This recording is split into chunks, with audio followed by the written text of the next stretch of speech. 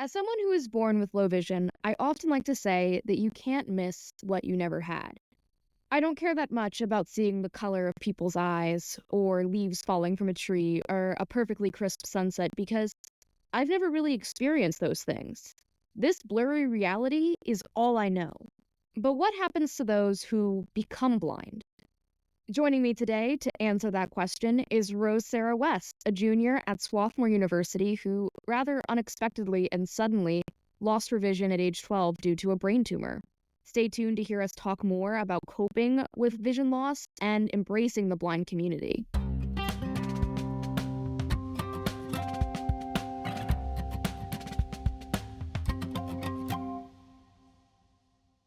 Welcome back to another episode of Blonde and Blind.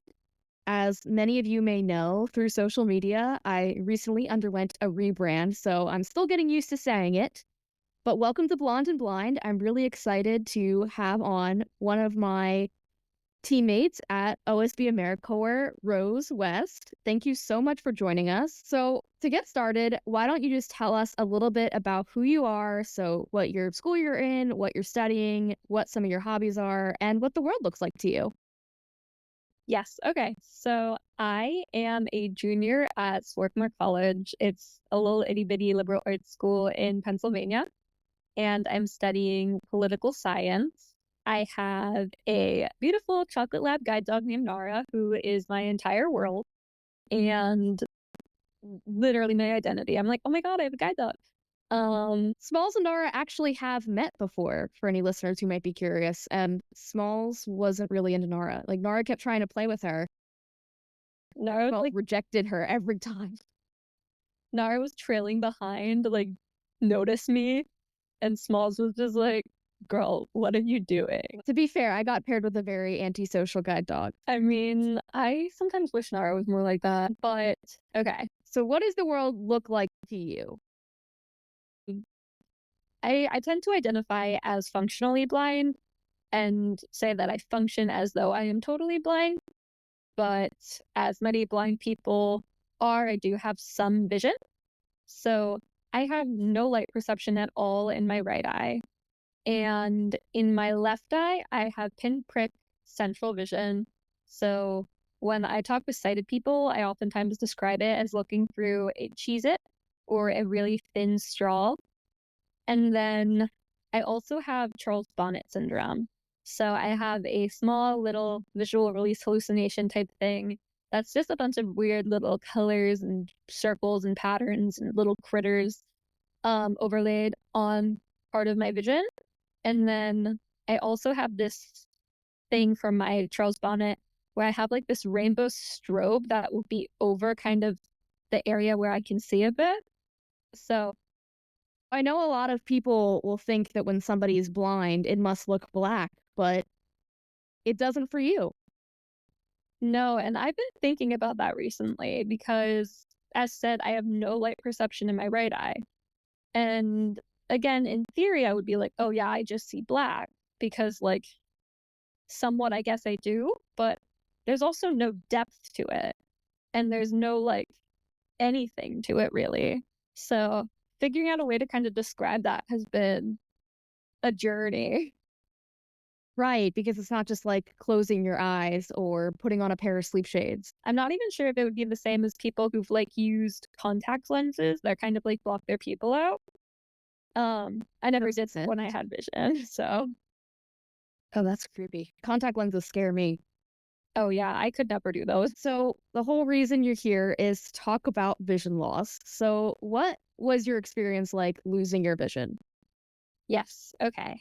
So I was born fully sighted, and I lived life fully sighted up until I was 12 years old. And then over that year, it was 2016, I began to lose my vision somewhat without realizing it was happening. So I have no congenital disorder. I have no known eye disease. I had what I like to call acquired blindness because I had a brain tumor at the time. Over the span of maybe 6 months, from when I first noticed my very first symptom to when I was diagnosed, I slowly lost some vision, but I didn't have any idea I was losing sight because it was, again, very gradual. So a lot of it was like standing up and having really bad floaters in my vision or having trouble focusing my eyes somewhat. And And what are floaters? I mean, I don't know if I'm actually using the term clinically, but I kind of describe them as those like pressurized visual spots people get. Like, Oh, interesting. yeah, Like so when you like, press up against your eyes? yeah, so it was basically that every time I stood up. Um, yeah, like exactly the pressing against your eyes, those colors and shapes. When did this all happen for you? This happened back in 2016. I was 12 years old in seventh grade. Wow. That must have been I feel like 7th grade was a really tough time for me, and I was just a normal grumpy teenager. I couldn't imagine also having to deal with, like, a diagnosis of brain cancer. Yes. So what happened there is, again, I was losing my sight gradually, but I had no idea. And then there were a bunch of other symptoms. Like I had this pulsing sound in my ears. I was getting really dizzy. I ended up having like part of my face go numb. There was like a lot to it. And the way I actually got the diagnosis, though, was like they referred me to a neurologist, but before I had that appointment, I lost the vision in my right eye. So it was like I was sitting on the couch watching Dance Moms, and then I blinked and I was like, oh my God, what just happened? So that led to like an emergency room visit. And then I didn't realize how big a deal sudden vision loss was at the time, and that it always is a medical emergency. So I was kind of just like confused. I was like, okay, when am I going home? And then I ended up being in the hospital for 4 weeks. And you had surgery eventually, yes? Yes, 2 days after my diagnosis. I think my surgery was 8 hours long, and I went in definitely without sight in my right eye. But I don't know exactly what happened with my left eye. Neither do my doctors. I think generally there's an idea that during surgery, the pressure in my brain did not decrease. And because of that, the pressure led my optic nerve to continue to atrophy. Wow, so you woke up after that surgery and then pretty much the vision you have now? Not entirely. It was kind of like a gradual change that, again, I didn't really notice. I think my Interesting. parents noticed it first because of I was playing a lot of Uno in the hospital. And I started getting my colors mixed up, and that was not what was happening initially. And then I was having more trouble, like, noticing things, picking stuff up visually. And eventually, we did a surgery on my right eye to try and loosen the pressure on my left optic nerve. So they I don't know all the details, but essentially kind of, like, cut my right eye off from the rest of my optic nerve. I know one thing you've talked about a lot in our OSB AmeriCorps program is the stereotypes surrounding sight loss and what people expect someone to look like or feel like if they are going blind. Could you talk a bit about those stereotypes and how your story is different from that? Yeah, of course. So with sight loss, statistically, and if you kind of look into it, the majority of people who end up being blind are over the age of 65 and eventually lost their sight over time due to external factors. And it makes sense because as you live more life, you have more opportunities, in a sense, to be inflicted with blindness. And for me, though, I was 12, and I was thus surrounded by a lot of people who were born with vision impairment and who were born blind, or who've known that they were visually impaired for a while. So I kind of felt out of place in that sense, that a lot of the resources and opportunities and discussions around sight loss were aimed towards older age groups. And a lot of the assumptions about people in younger age groups is that we have been born blind, or we don't remember vision, or we've just kind of always been this way, whether born that way or not. They're just like, oh, yeah, you're blind. You don't know what vision is. So, The other thing, too, we've talked about a lot, the two of us, is also how there's this idea that you're supposed to look blind. yes, the idea of looking blind is, I mean, I was sighted once, and I think even I held this assumption that blind people's eyes physically looked a certain way. I feel like I've noticed much more in media that whenever there is a blind character, typically they're kind of coded as having glaucoma. So, like the very pale, milky eye type trope. For me, I was socialized as sighted because I was sighted up until I was about 13. And then I have nothing organically wrong with my eyes. The problem is like the connection to my brain. So a lot of times I look as though I'm sighted. I make eye contact. I tend to track stuff with my vision, or I'll look at my phone even if I'm not seeing what's on it. And there's always that assumption at first when meeting me that I'm sighted. Sometimes even when I'm asking someone for directions and my guide dog's right next to me. And I'm not sure again how much of this is because I pass as sighted and how much of it is just that visual people can be very silly. But I'll get lots of the, oh, it's over there type stuff. Visual people are silly. Yes, they are. The sighties. Another thing is this idea that, like, many people see blindness as one of the worst things that can happen to you. There have been some studies, for instance, that have shown that people are more afraid of blindness than, like, losing their hearing, speech, memory, a limb. What was that like for you going through something that most people consider, like, the worst thing that could ever happen to them? I think, again, there were so many emotions involved with my sight loss because a lot of it was like the, how is this happening to me? I don't think at the time I really compared it with other disabilities or anything like that. But I did kind of have this like memory of like elementary school cafeteria games, would you rather type stuff. And like, would you rather be deaf or blind? Because those people are so exotic and rare. And at that time, I was like, I'd rather be deaf because I was a very visual child. I loved to draw.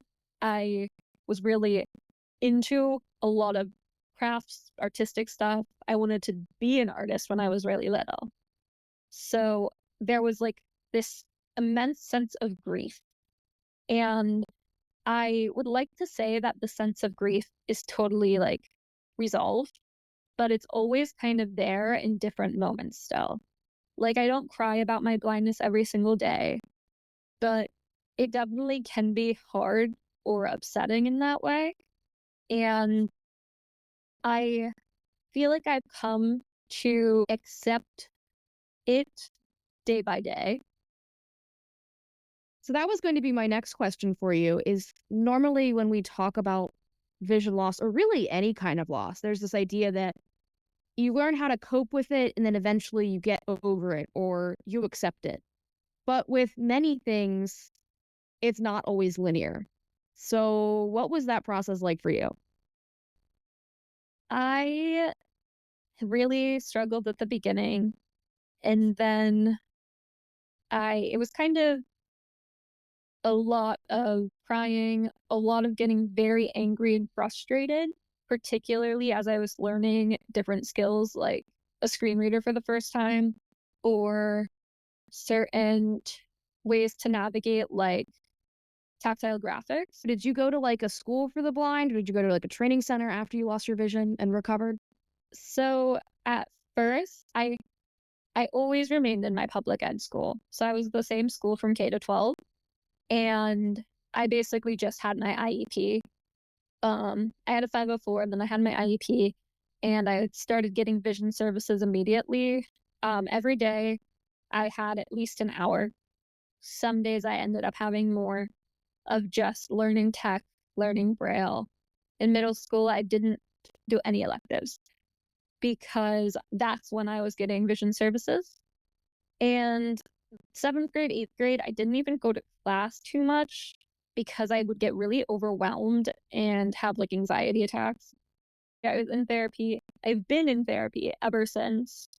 And that, I think, provided a certain level of like support.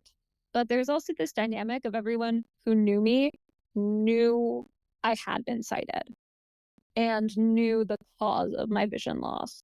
Because it was discussed when I first got sick. There was an announcement to my entire grade that was like, Rose West has brain cancer. And that was really startling because I didn't have any choice in it. The day it was announced, I was out for brain surgery. And I was not well known before my vision loss. I was very socially anxious my whole life. And I essentially never really spoke up in class. I was very much like, I suppose, wallflower coded.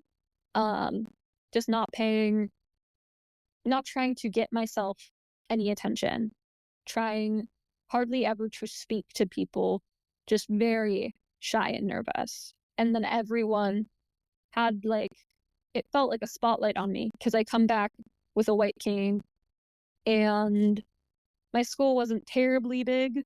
So it was just terrifying in that way. And so when you're out in public, how do you think your relationship is different between those who've known you before your sight loss and knew you were once sighted versus just complete strangers? Or people like me who've only known you as a blind person? I think in some ways it's easier when people have only known me as someone who's blind. I think those people are oftentimes less likely to pity me in a way because a lot of times they see me as a blind person, yes, but they don't see me automatically as having experienced this tragedy and trauma. And for people who were with me during my trauma, I think for them it was either just like awkward or like constantly trying to readjust even after years have gone by and not knowing what's going to end up being in some ways offensive, I suppose, or like not wanting to talk about visual things sometimes because they're like, oh, I don't want you to be upset that you can't do this, or talking about visual things and totally forgetting that I can't do it. It was definitely tricky balancing act with those people and still is because I'm still in contact with some people from like my high school. My family obviously knew me as sighted and now are still sometimes remembering that I'm blind. And I'm sure too, especially with something like a diagnosis like brain cancer, there's probably this like, what if I had gone to the doctor about this earlier? Yeah, there's a lot of that. I've spoken with my parents before, and they have a certain level of guilt because there was clearly something wrong with me after a certain while, and there just wasn't the push to go to the emergency room or to see with a neurologist. I kept going to my GP and kept getting normal diagnoses you'd expect to get from a GP, like ear infections or Lyme's disease. I had like a blood test for that to see. And I think also just like with it being something that always feels so out of the realm of possibility for a person, I still a lot of times am like, oh my gosh, that actually happened to me. That is wild. And on a related note, I know sometimes a lot of people, as a way to cope, say, oh, things happen for a reason. And I know a lot of people with disabilities or chronic illnesses have mixed feelings about that. What are you going to say to people who are trying to find, a reason as to why this happened? I I personally do not see what happened to me as having a greater reason. I think that I can take what happened to me and I can find reason for it. And I like having the agency on myself, even though this was something out of my control. I can take that agency and I can find a reason for it if I would like to. For other people who are kind of seeking that sense of like, oh, this happened for a reason, I think that's their journey to kind of find and discover. But I really have problems when other people project it onto a person. Right. Like, and people say to me, oh, well, everything happens for a reason. You went blind for a reason. You had this brain cancer, you had this trauma just for something greater. Rose, you're not blind, but you have vision. Yeah, I have so much insight. So on that note about coping, were there any, I know coping skills is often overused. What did you do during those first years to find ways to relax and de-stress? At first, I read a lot just because, especially not knowing a lot of access opportunities at first, audiobooks were something I could do pretty easily. So I did a lot of reading. I used to try to draw a bit more after I first lost my sight, but as said, my vision got a bit worse and my eye strain got very bad, and it was too much for me on top of the grief to keep trying to do that. And I kind of found other creative outlets though. Like, I'm big into writing now. I also have found like connecting with the blind community to be really helpful. I went to a couple programs like in Pennsylvania, tri-state area kind of. There's a camp down in like Avalon, New Jersey for like young blind people. So I met some people there. I started getting more exposure to the blind community, making connections with people in the blind community. And I think there's something really special about having that space around you. I think too, with sighted folks, sometimes if they can't automatically think of a way for you to do something without vision, then the assumption is you can't do it. Yeah. It's really helpful to have mentors who are slightly older than you and you can see them like go through an airport independently or use public transportation. Like it kind of expands your realm of possibilities. Yeah. Like I was told really awful things about my sight loss, about like if I was in your position. I've been told at least twice by people if I lost my sight, I would kill myself. It's not a cool thing to say to somebody ever. I mean, no. At one point, I think the person even meant it as a compliment in a really strange way. People normally do. It's like, well, you're so strong. You got out of bed and, you're still alive. I mean, like, that's worse than all of the how do you brush your teeth comments combined. Because it's like, what do you even say to that in the moment? It just is so knocks you off your feet. Absolutely. And I know as we're talking about this concept of like acceptance, I know for many blind people, there's this kind of struggle because sometimes our frustration and our anger and our sadness comes from inaccessibility and the way society is built. But then there's sometimes where you just want to see things. And I personally don't feel the latter as much because I was born with the vision I have. So I don't really know what I'm missing. But what's that kind of like for you? There's a lot of stuff that I'm kind of just like, oh, I wish I could see that. I mean, I'm not a parent or anything, so I don't have like, oh, I wish I could see my child's face. But I have a lot of empathy for those blind adults who are like in that position where it's like, wow, I wish I had that for just a moment. For me, it's a lot of like, just like natural beauty in some way. When everyone's like, oh my goodness, that sunset is beautiful. And I can remember a sunset, but I'll never get to see one again. Or a lot of, as you know, Marissa, I talk about in our many times we've had to play two truths and a lie. I'll be like, I saw the aurora borealis before, and I've never seen that. But that's something that's so cool that I wish I would have been able to. So, one last point I wanted to ask you about coping and the narrative surrounding vision loss and acceptance is I know we've talked personally before about this concept of like fighting blindness and fighting cancer and how often we see that in rhetoric, especially fundraising. And I know you said that you've had some problems with this. Could you elaborate on that? Yeah. So I like to call it like the battle rhetoric or analogy.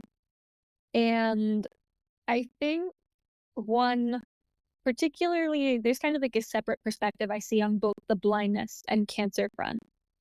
With cancer, like I identify myself as a cancer survivor, but there's kind of the idea that if I won my battle with cancer, that I must have worked for it. And I feel like that reflects just so cruelly on people who have passed away because of cancer. Like they lost their fight with cancer. And I'm like, no, it happens. Like, I feel like it gives too much power to the disease in some ways. And I think that it's just really sometimes tasteless. And I think also with the blindness element of it, um, the idea of like fighting blindness. Like, I don't identify myself as like a blindness survivor. um, there's no end for blindness for me. I live with blindness every day. And I'm not trying to actively look for a cure for any reason. I mean, people who want to cure blindness for whatever that reason may be, I feel like the goal shouldn't be curing blindness, which is ultimately a symptom of something. I feel like Of many different things and many different causes.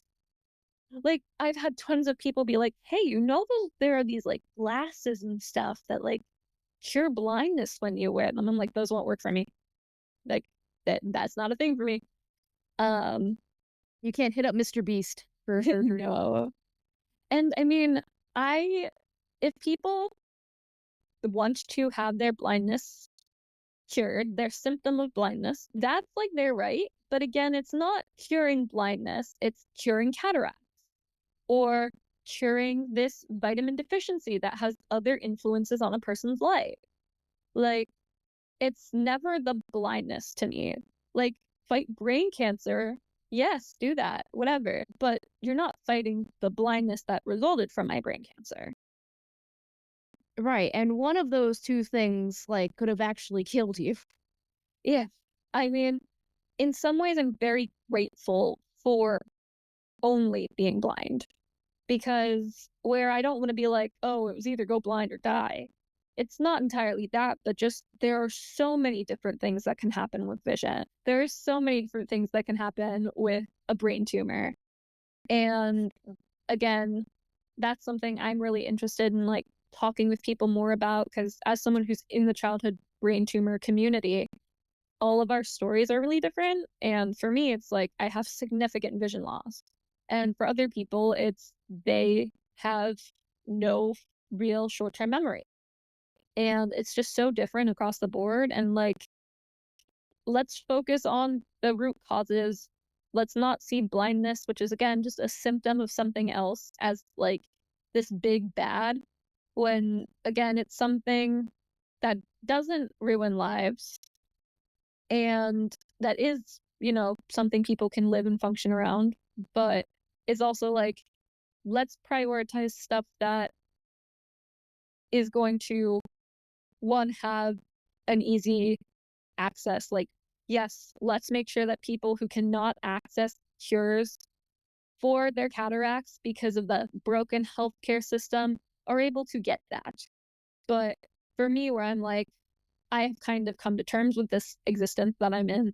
I'd rather people not look for like nerve regeneration. I'd rather them focus on ways to prevent situations.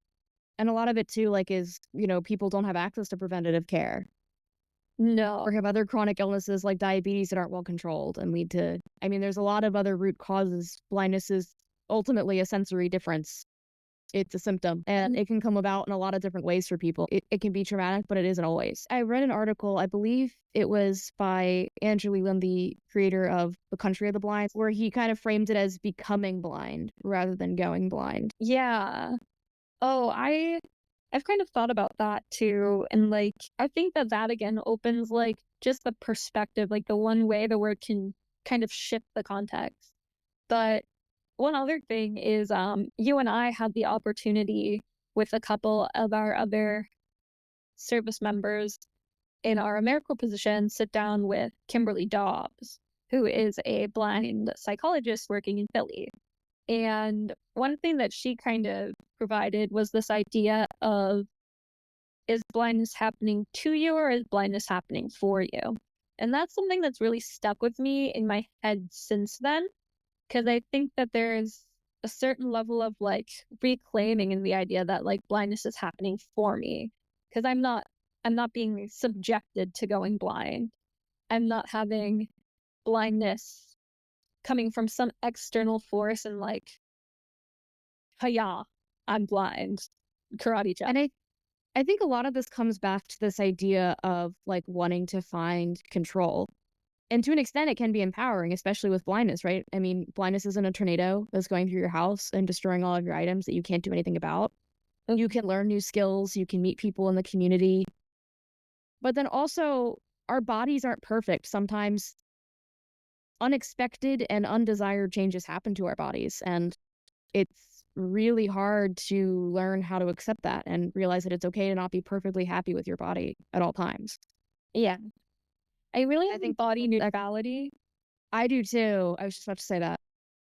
Yeah, I think it's such a nice framework. But I feel like there's so much so much pressure on us to be completely accepting of it, or really any aspect of our body, just to be completely 100% happy with the way we look, the way we function, the way we are, and sometimes it just doesn't happen for people.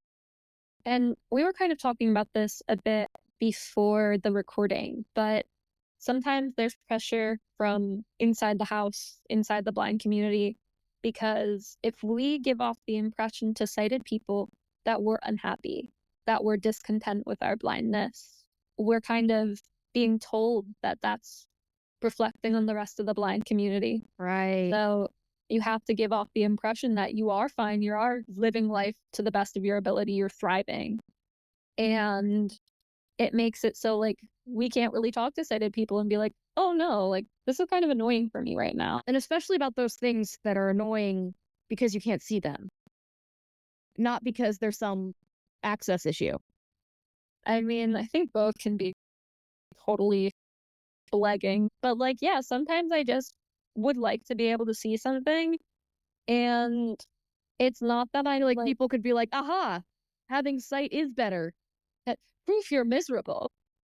If you could go back in time and give advice to 12-year-old Rose, or really any kid or young adult in like a similar situation, losing their vision, what advice would you give them? I think I would say that there's no timeline. There's no time when you have to be okay and you have to have accepted it. And it's important to kind of reject that as soon as you can. Because I know for me, I kept being like frustrated at myself for not being over it and kind of beating myself up like, oh my gosh, how am I still this upset about it? And again, we live in a society that's like, get over it, keep moving. But it's okay just to have those days when no matter how far out you get, you're like, this hurts me today. And it feels raw today. And knowing early on that those days are natural and they don't reflect on you as a person or your ability to continue on in life, I think is something that I want anyone kind of going through vision loss. Definitely would have wanted my 12-year-old, 13-year-old self to have known. That's really powerful. Thank you for sharing that. Anyways, thank you so much, Rose, for joining me on my podcast. It's really cool to be able to collaborate with people that you're working with or serving with. Yes, thank you for having me.